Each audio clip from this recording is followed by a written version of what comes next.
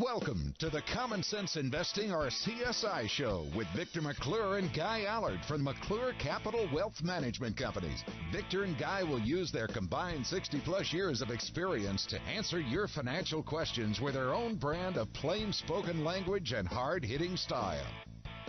I don't know. I'm starting to rethink that bumper there, Guy. Is about the 60 years worth of experience or what? I think I started when I was 12 years old. That makes it okay, right? On that note, I'm Guy Allard. Welcome to the show. Welcome to the Common Sense Investing Show. We've been doing this show for a lot of years, a lot of decades, I guess. Remember, I developed this show to answer your financial questions. So much of the investment world tries to use secret codes and Greek letters to confuse you, to show you how much smarter they are than you. Make themselves sound important. That's right. Which is not true. They just know something, another subject than you do. They do it every day, as we do. Absolutely. So that's why we developed this show, is to answer your questions in plain spoken language, and try to skip the Greek letters as much as possible. And we've been enjoying doing the podcast, but I hear a little rumor that we may be rethinking getting back on the radio. Just saying. I'm trying to get into the 2000s or into this century. Yeah. They said you got to do the podcast, blah, blah, but I think I'm old school. I still get the newspaper every day. I want to touch the paper. And so I think, going back on the radio is probably the best course. So we'll keep you informed and up to date along that line. We're still going to send them in this form, though, in case you miss or whatever. We're still going to send them emails and all that. All right, questions. How about trade tariffs? How about trade wars? How about the sky is falling every time we hear something new is getting done by the administration? What are your do you want to share? What are your thoughts on trade wars, trade tariffs? Like I said, it's very difficult because of stuff we've talked about. Right. That a lot of countries tariff things, or we put a premium on anything we sell over there, and I don't like that. We don't do the same here, and so that doesn't seem fair. But I'm also torn because of my economics background. I understand the basis of capitalism is free trade. You trade, the prices come down when the competition goes up. And the competition doesn't have to be local; it can be global, whatever. But now, like I said, just like I was telling somebody the other day, I've always been a, conservative kind of Republican, pretty moderate on social issues or whatever. Well, I don't know what moderate is now a bad word. A terrible word. If you're a moderate, you're a rhino or whatever. The left is running from the left, further left. You just don't know. So you can't be a moderate anymore. You got to absolutely hate the other side kind of thing, and that's kind of foreign to me.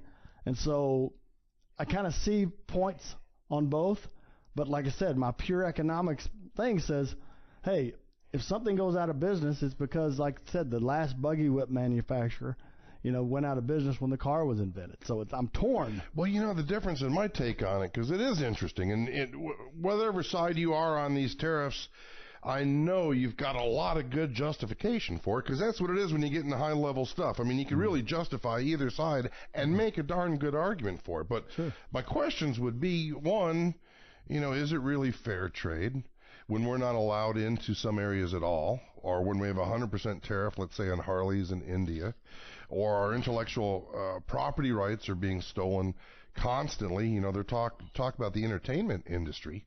You can get a DVD of the current movie almost before it's released on the streets there. So, I mean, they're stealing billions of dollars there. I like the idea. All this stuff was set up to help Europe recoup after World War II, help Korea recoup, help China.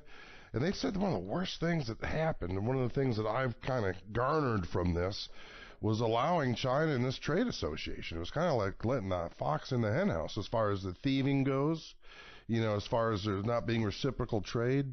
So I don't know, but it would be nice if we could level the playing field. And then, on a free trade basis, if someone wants to manufacture a widget for $1 and someone does it for $3, you buy it from the one for $1, as long as they're not using child labor. What do you think? I don't know if I'm against child labor. I'm only kidding. Just kidding. I'll see if I can get some staff for real cheap. Oh, the phone's lighting up. The board's on fire. So, yeah, like I said, it's a more complicated issue. I try to look at everything. What does it mean to the market? Right. Period. I mean, that's what I do. What does it mean to the market?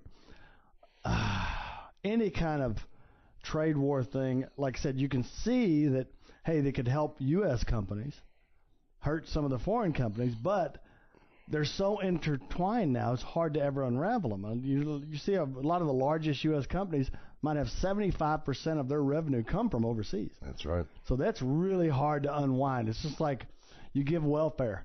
Try to take it back away. Yeah. See what happens. Yep. It just doesn't work. Like you said, they said we're trying to help Europe recover from the war and all that stuff. Try to take it away now. They're going to squawk, right? Yep. So it's difficult. I don't know. All I know is I can't see how a trade war or tariffs or going back and forth and restructuring after can help short term. I think the market's going to go through a lot of gyrations, a lot more volatility and all that kind of stuff. Plus, I think it's overvalued anyway. So it's time. 9 years up, it's time anyway. So it's kind of a perfect storm for a possible thing. But people have been saying the market is overvalued for 2 or 3 years now. Which we're going to get to. What I would say or encourage our listeners to do is we always talk about, and we want to really ingrain this, if you do the 3-bucket theory, your liquidity, your income pile, and then, of course, your inflation hedge, if you've got that allocated properly and you stay on top of it, make sure one doesn't get too far out of keel, you should be fine. But be careful through this administration, however long, if it's 3 more years or 7 more years, because of their contentious relationship, to say the least, with the media, because no matter what they do, whether you're for it or against it, I'm not taking a side, but the media does go crazy, and they all cry that the sky is falling, and it dictates what the market will do, certainly in a given day. It can go down 405, and you get scared, and you're nervous, and your emotions kick in, and you want to get out. It's always, don't let your emotions dictate what you do, but more so now, because everyone is screaming against, not everyone, but a good portion of the media is screaming against, and it's causing a lot of volatility and sharp movements that really shouldn't dictate what you do. And if you need help making sure, just checking to make sure that your buckets are correct, and how much do I need in retirement? Do I have enough? Call us. We're happy to help. We've got some fabulous software that we can change on the fly and make the adjustments to make sure that you're in the right place. We've always talked about taking some chips off the table and making sure the income was there if you don't have it. And we've had a lot of good years. Now is a good time to do it. I think a lot of people, I'm not a guy that yells fake news all the time or whatever. No, I know that. But the one thing that's happened that I think maybe people aren't aware of is the news used to be 95% news and about 5% commentary. Yep. It has completely reversed. What you think is news is actually just commentary. In other words, it's 95% commentary, 5% news. And that makes it real difficult, because if you listen to one station versus the other, you're getting the exact same story that sounds completely different, because it's actually commentary. It's not the actual news. And so that's where part of it is. But I think it's just the world we live in now. I've never seen the left and right hate each other. So I mean, it just seems as vitriol. I mean, it's just absolutely. They just can't. There's nothing about them. You know, my grandmother and all my relatives in Greenville, Texas, were always Democrats. The yellow dog conservative Democrats, which those went away like the dinosaurs, I guess. Right. But they're yellow dog Democrats, and they always said, well, you can't be a Republican, Victor. That's for rich people. And that's what they thought. You sure? Now it's completely gone, whatever. But I don't know. All I know is if you're prepared, if your portfolio is prepared, and don't just go based on news, go what you know is right. Absolutely. In other words, market makes 9-year highs. Okay? The valuation is double what it's normally. Does that mean to go 100% stock market now or tone it down? But it's hard not to, because if you got a CD paying 1%, what I got to put in there? When I made 20% last year on the stocks. But that's exactly what you have to do. Otherwise, you're the guy that takes the huge hits. You're the guy that in 2000 lost 70% of his portfolio, because a lot of tech stocks were in there. That's right. Or 50% of your portfolio in 2008. It has always and will always happen. So that's why we looked up a study. It's Robert Shiller. He's a Nobel Prize winner, for Yale professor. He invented the Shiller PE index. PE. Remember, price to earnings. Yep. This is the price of the stock versus the earnings per year. So we've talked about it before. It's kind of like if you're going to buy a company, you're going to buy this private company. Probably 5 to 1? Yeah, maybe 5 years. You get your money back in 5 years. He gets 5 years up front, so he goes away, and I got a company that I get my money back in 5 years. Meaning right? if the company's making $100,000 a year, you pay $500 for it. That's right. Stock market is more liquid than a private company. So they're going to give you a little more leeway on that number. So the average is going to be 13, 14. In other words, 13 to 14 years to get your money back, but it's so liquid that gives you a little more leeway than you would a private company. Right now it's 30. 31 is the Shiller PE. Shiller PE is more a forward-looking PE ratio. And the Shiller is 31. So right now you're buying a company that would take you 31 years to get your money back. Who in their right mind would do that? Every single one of us that's buying the S&P through your 401k or whatever is doing it every day. That's right. So 31 years. So what we look at is everybody when they're trying to predict things, here's the biggest mistake people make. When they try to predict, okay, how is this investment going to perform in the next 5 years, 10 years? I'm going to retire in 10 years, so it's real important how this performs. They will look at past performance every time. Because what you'll do is, let's say you had 10 different choices in your 401k. These 5 made 20%. These all made 2%. Well, those are immediately gone, right? Yeah. Now I'm going to look at these ones. Okay, one made 22. Okay, that's a keeper. Yep. 20's barely at the bottom. Nope, no, I don't know about that one. And maybe I'll diversify between the two that made 22 and 23. Yeah, it makes sense, right? That's It's logical. That's what people do. But that's looking backwards. Yeah. All right. Now looking forward, they did a study with rolling 15-year periods. I think they used 300 of them basically since 1979. That's right. So what they did was said when the PE ratio gets to a certain level, what is the return for the next preceding 15 years? It was very interesting to me. It said, let's say your PE ratio is 6.6 to 9, right? 6 to 9. Well, the best return you got is 12.3 a year for 15 years, which is fantastic. The average was 7.8. The minimum, 5.1 a year for 15 years. Hey, those are pretty good returns. So what that tells us, when your PE is about 6 to 9, that's a buy. You're making more money with the company. Next 15 years, you're going to make 5 to 12% a year. Sounds fantastic. These are inflation-adjusted returns, so you can add a couple percent if you want to put the real number versus inflation. All right. What if it gets to 13 to 17? Which, remember, I said the average about 14. Right. 14 to 15. If you're 13 that's to 17, the high side that's of right. average. The best it's ever made in the next 15 years is 7.8% a year. The worst it made is 3.7, with the average being 6. Well, that's not bad. That's good. Those That's are good right. numbers. So if you get PE ratios of normal rates, you're talking about 6% a year in returns. And you understand it's not 6% every single year. It's 12 one year Right. and 2 the it's next. Just averages 6. It's You have average. down years, up years, but the average 6. Yep. The one that jarred me when I saw this study was, what if the PE gets over 30? Right now it's 31.21. Well, the best it's ever done for the next 15 years is 2.1% a year. The best. The best it's ever done. Because if you think about it, forget what you think you know about the stock You're market. paying just a lot valuation. for the companies, yeah. It takes 30 years to get your money back by buying this company. It makes sense. For a long time, the earnings have to catch up, right, for this company to be more valuable or whatever. And so the best it ever did is 2. So if it holds true. And the average was 0.5%. That's right. If it holds true, I'm taking a lot of risk for a possibility of 2% a year on the high side. With a lot of my money and a lot of my retirement money. What this tells me, reminds me, Victor, of what we were talking about at lunch the other day. You know, a lot of people feel, and I'm one of those, that the market pretty much has things priced in. You know, we already kind of pricing in what the Fed's going to do, raise rates a quarter.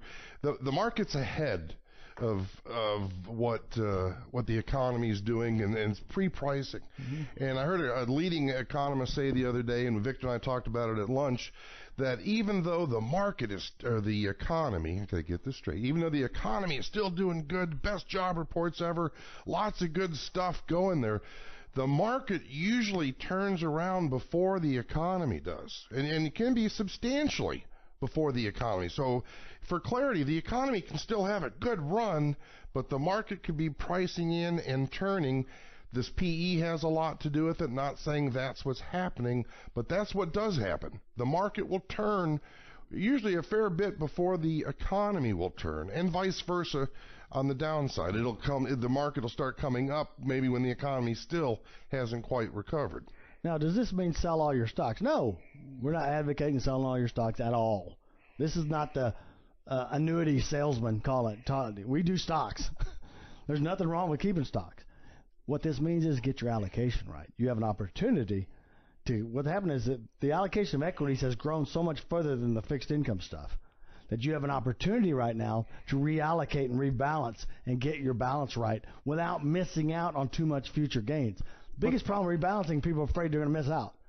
Well, this is showing you once the valuation gets to a certain level, you're not going to miss out on that much. It is time to rebalance and get those buckets right. And the good news is we've got a manual. We've got the software. We can show you exactly where you are and where you need to be. I've got a client that's got 7 figures, I'll say, with us in his fixed income pile so that he's got his income taken care of. We've got another $500,000 that he needs to place as he's getting ready to retire, but his income's taken care of. So it's not going into that particular pocket.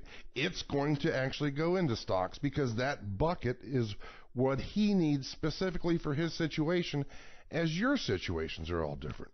And they also, remember, we've talked about this before, people don't realize, they didn't realize it before it crashed in 2008. They didn't realize it in 2000. And I'm not saying it's going to crash now. I'm just saying your prospect for good returns after a PE is 30 is very low.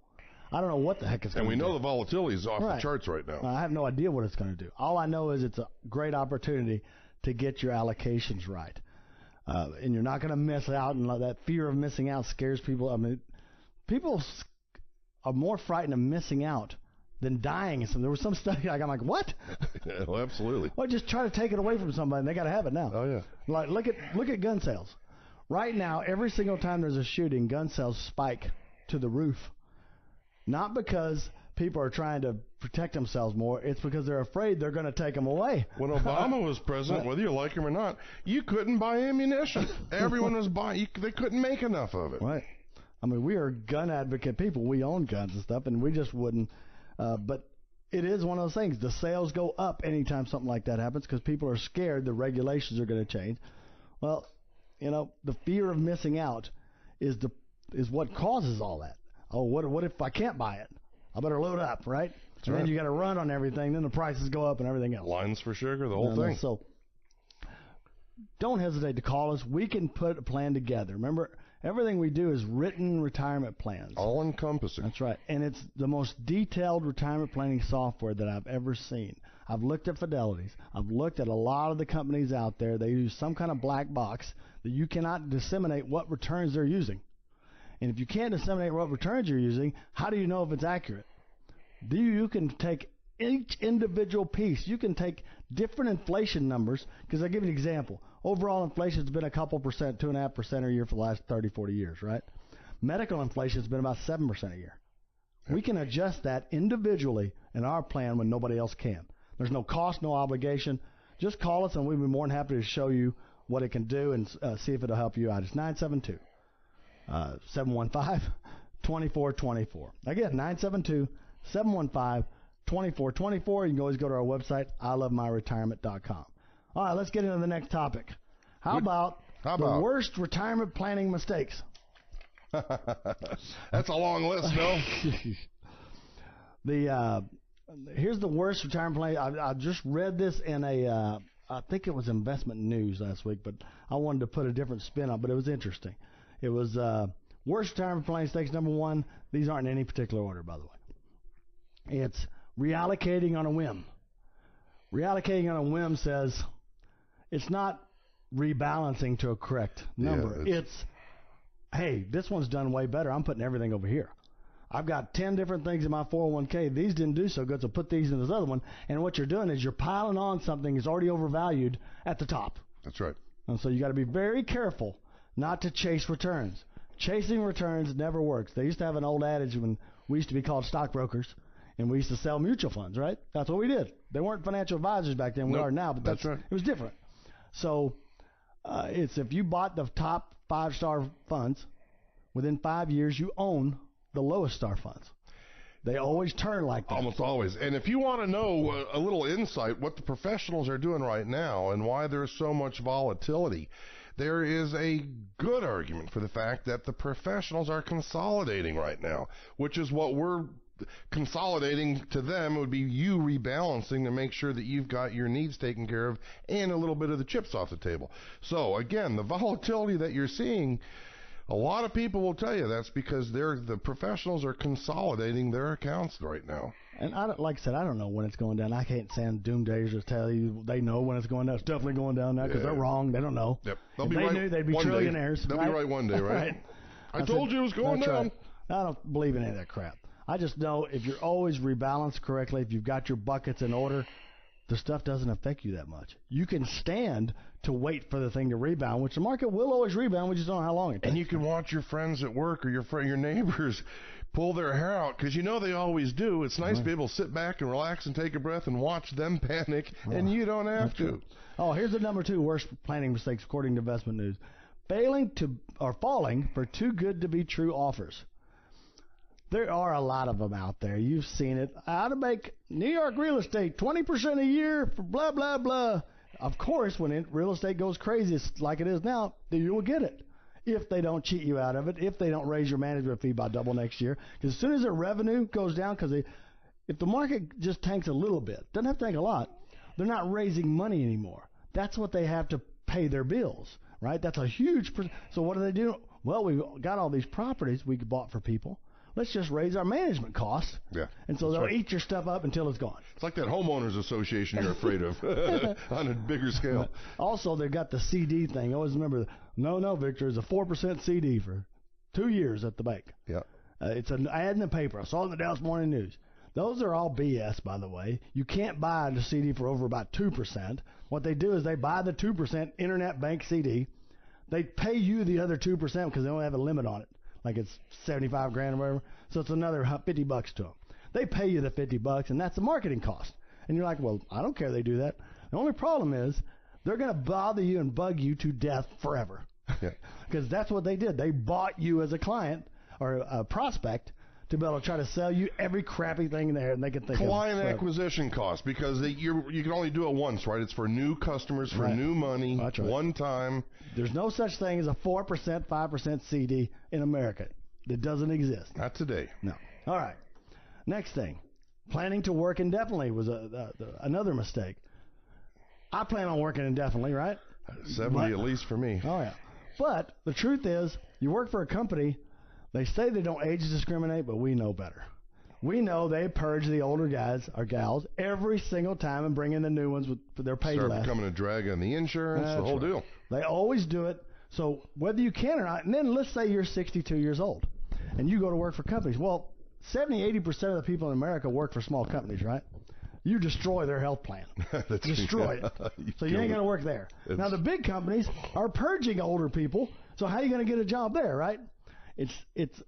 That's why you can't plan to work indefinitely. You're with your retirement planning, it has to be a certain date. If you work longer, obviously it makes it better. But you have to have a date in there just in case you can't find a job, because jobs aren't, when you're over a certain age, it's not guaranteed you're going to continue to work. You're not a 35-year-old anymore. And boy, I remember just seeing this when we were talking about the brokerage firms. We were talking about going to one of the big brokerage firms, and they said, well, we're not sure. They offered it anyway to me, right? Is that back to Payne Stewart? Payne Weber. Weber, that's right. And they said, Payne Stewart's a golfer. because you are, 30 years old. And I was like, what? Huh? 30 years old?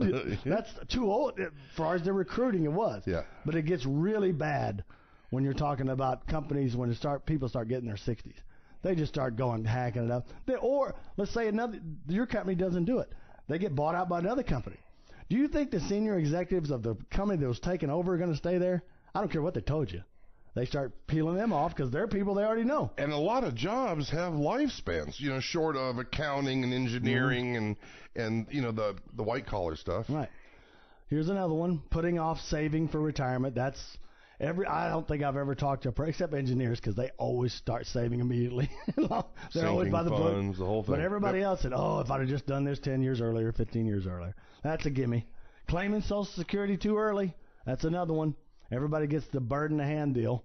Said, no, it's not going to be there. Nobody in my family's lived past 70-something. Remember, the biggest one is for 2 lives, And if you and your wife combined live that long, which is almost a guarantee in most cases, usually putting it off is better. I'm just telling you, but I get it. Everybody has to take, it's 70-something%, take it early, 78% or something. Oh, yeah. But, all right, borrowing from your 401k. And it's expensive to retire early. We see a lot of people do it, and it's expensive. Borrowing from your 401k. Now, this is tempting because you're paying yourself back interest, right? You don't have to pay tax on it because you're borrowing it, right? You can get up to $50,000 a lot of places. The problem with it is this. A huge majority of people, since they're needing money, they slow down their contributions. Because, well, I can't continue to put $2,000 a month in there because, I obviously needed some money here. So they slow that down. And a lot of companies won't allow you to do anything like even start taking money out again for like 6 months if you take money out. Restrictive. So if it was a pure thing, it's okay. I'd rather not do it because you're just going backwards kind of. But when you factor those things in, probably not a great idea. Should be a last resort instead of a first resort. I equate that to the same as, the people out there, and you hear the commercials all the time about getting a second mortgage on your home to pay off your credit cards. If you've known anyone that's done that, usually if they're not the type of person, and I hope I'm not talking to you directly, but if you're not the type of person that can pay down your credit card bills where you need to take a second on your mortgage, and you do that and you pay off your credit card bills, what happens in 6 months? That's right. They run back up. You got a second mortgage and you've got maxed out credit cards again. It's like trying to cut a hole out of a blanket with a pair of scissors to repair it. It just doesn't. It's just bigger. And that's one of these big mistakes, retirement planning mistakes, is borrowing against your home. Oh, there you go. You want to go the other route. You want to get that paid off home. I talk to people all day long. They're in their 70s starting 30-year mortgage. They go, I don't care. I'm going to die and nobody wants this house anyway. So what are you going to do? We're dead. I go, I get it, but try not to. But here's one that might surprise you. Putting your kids first. Putting your kids first. Or grandkids. We're talking about financially. Is one of the worst retirement planning mistakes. Because think about it. You can get a loan. You can get a grant for college. And a pretty decent interest rate and all that. Try to get a loan for your retirement savings. So instead, Grandma and Grandpa spend their retirement savings to get Junior through college. They have nothing to live on. Nobody's going to, can I get a loan to pay my water bill? Nope. So putting your kids first without doing your retirement planning first is a huge mistake. That's like when you're in the airplane. My analogies. When the masks drop down for oxygen, what do they tell you? Take care of yourself first so that you can take care of your child. Oh, yeah. Buying a timeshare. Well, that's kind of self-explanatory. Enough said. Ignoring long-term care. Here's another one. Think about it. Your house burns down. It's like a 1 in 500 shot. Of the house burning? Yeah. But you wouldn't think about not having insurance. No. It's 3 out of 4 people need long-term care. 3 out of 4. Yet people say, I don't need that. Because it got kind of expensive. I get it. Now, there are ways nowadays that you can get long-term care through asset-based stuff. So if you don't use it, you get the money and interest. It's like life insurance. When you could have afforded it, you didn't see the need. And now when you see the need, you can't afford it. That's right. Avoiding the stock market is another one. Remember, we're not avoiding the stock market. We're not insurance guys telling you no stock market, or stock market guys selling no insurance and annuities. The stock market is the only thing that's beaten inflation long-term in the world. It's the only thing, really. And so it's okay to have stocks. You just got to have them in the right allocation. To be 90% stocks at 75 probably is not the best choice. Exactly. Right allocation for your age and where you are. And neglecting estate planning. Remember, there's certain things, that certain things can be judgment proof. Avoid probate. If you want money to pass to heirs more smoothly, maybe a trust. There's all kinds of different things you look at in estate planning. You know how many people end up with no will or anything like that? Then it goes to the state. Then the probate gets half of it. It's just not a good thing. Well, that's our show, folks. I want to make sure, remember, if you have any financial questions, you'd like to take advantage of our no-cost, no-obligation retirement plan, Social Security Optimizer, or any information you've heard on today's show, don't hesitate to call us at 972-715-2424. Again, 972-715-2424. I'm Victor McClure. For Guy Allard, we always appreciate your time. The preceding show is paid for by McClure Capital and is for informational purposes only and not a solicitation or representation of any particular investment product or service. Any views and opinions do not constitute financial, legal, or tax advice. Consult with your appropriate professionals before making any investment or savings decisions. Always consider your risk tolerance, time horizon, and objectives in making any financial decisions. There is never any guarantee of future success or performance.